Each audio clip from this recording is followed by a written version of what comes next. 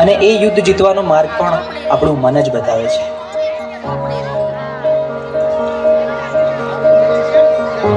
ચલો છોકરાઓ, આજે ચેપ્ટર 6 ની આપણે ટેસ્ટ કરીશું, બરોબર? ટેસ્ટ પેપર સ્ટાર્ટ કરી, બેસી જાઓ બધા. સાહેબ, મેં પ્રયત્ન તો બહુ કર્યા, પણ જેટલું વાંચું છું એટલું ભૂલાઈ જવાય છે. મારું ધ્યાન બેસતું જ નથી. અરે ધ્યાન બેસાડવું પડે બેટા, આ રીતે તો એક્ઝામમાં તકલીફ પડશે. મને ખબર છે, પણ સાહેબ તમે જેટલું કહો છો યાદ રાખ, થોડું ભણી લે, પણ મને અંદરથી એવું લાગે છે કે હું કંઈ જ નહીં કરી શકું. અરે શાંતિ રાખ, થોડો શ્વાસ લે, પાણી પી, બધું ઠીક થઈ જશે. આટલી બધી ચિંતા ના કરીશ તું. ના સાહેબ, બધું હાથમાંથી નીકળી રહ્યું છે. મને સમજાતું નથી મારી જોડે શું થઈ રહ્યું છે.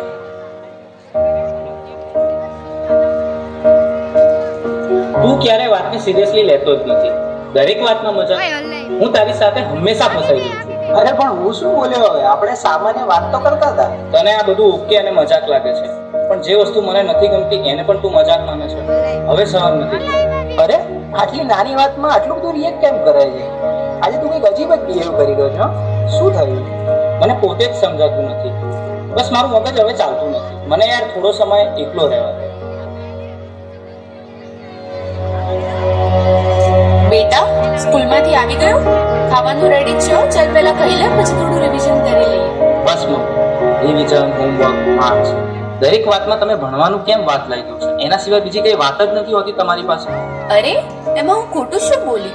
હું તો તને ફક્ત મદદ કરવાની કોશિશ કરી રહી છું. મદદ કે પ્રેશર? હું સવારે ઉઠું ત્યારથી રાત સુધી મારી ઉપર બસ કામ કામ કામ. અરે મને શ્વાસ તો લેવા દો. મને તો આવું ક્યારેય ના લાગ્યું કે તને આવું લાગે છે. ઠીક તો છે ને? મને ખબર નથી, મારે હમણાં કોઈની સાથે વાત નથી કરવી.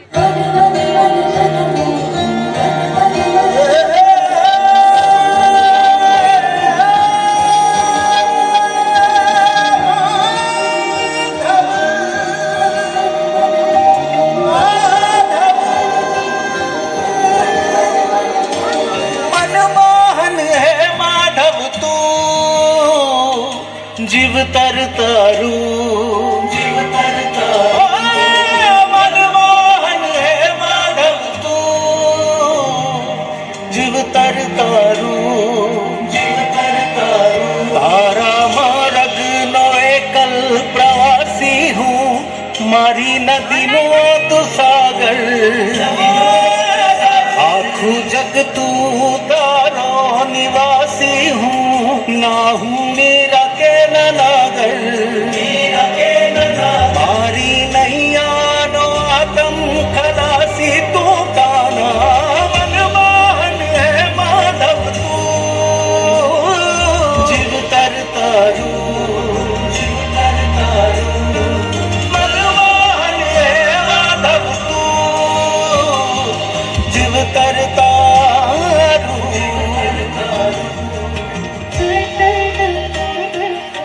હવે તો એવું લાગે છે કે કોઈ મદદ કરવાની નહીં, ભગવાન પણ નહીં. આ બધું હું એકલો જ ભોગવી રહ્યો છું અને અંદરથી પણ તૂટી રહ્યો છું.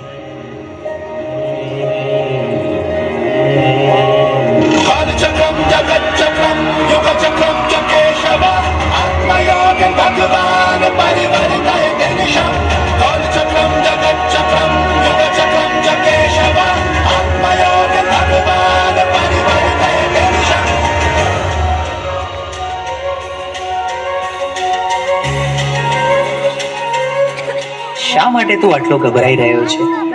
તારી સામે કોઈ દુશ્મન થોડી છે. તું માત્ર તારા મનથી થાકી ગયો છે. મને ખબર નથી હું શું કરું. મારી સાથે દર વખતે ખોટું કેમ થઈ રહ્યું છે? તારી સાથે ખોટું નથી થઈ રહ્યું, તું પરિસ્થિતિઓને ખોટી રીતે જોઈ રહ્યો છે. તું સમસ્યાઓથી ઘેરાયો નથી, તું જવાબદારીથી ભાગી રહ્યો છે. તો હું આ બધામાંથી બહાર કેવી રીતે આવું? 3 વસ્તુઓ જીવનમાં હંમેશા યાદ રાખજે. સત્ય બોલ, ભલે મુશ્કેલ લાગે. ધીરજ રાખ, કારણ કે ડર હંમેશા છેલ્લે ભાગી જશે.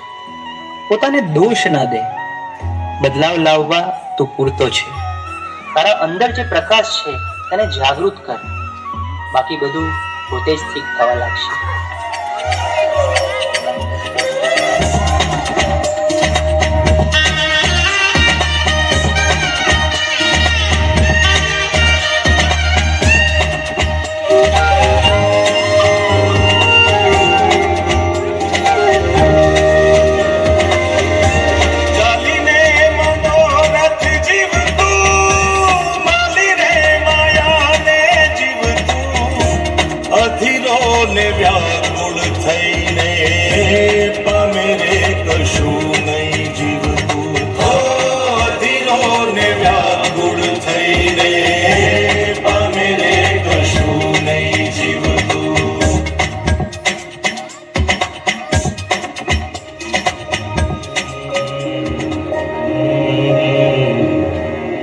બહાર કંઈ ખોટું નતું, રસ્તો તો અંદર જ હતો. મન સ્વચ્છ બને તો એ દ્વારિકા બને, અને એવી દ્વારિકામાં ના ખુદ આવીને ઉભા રહે.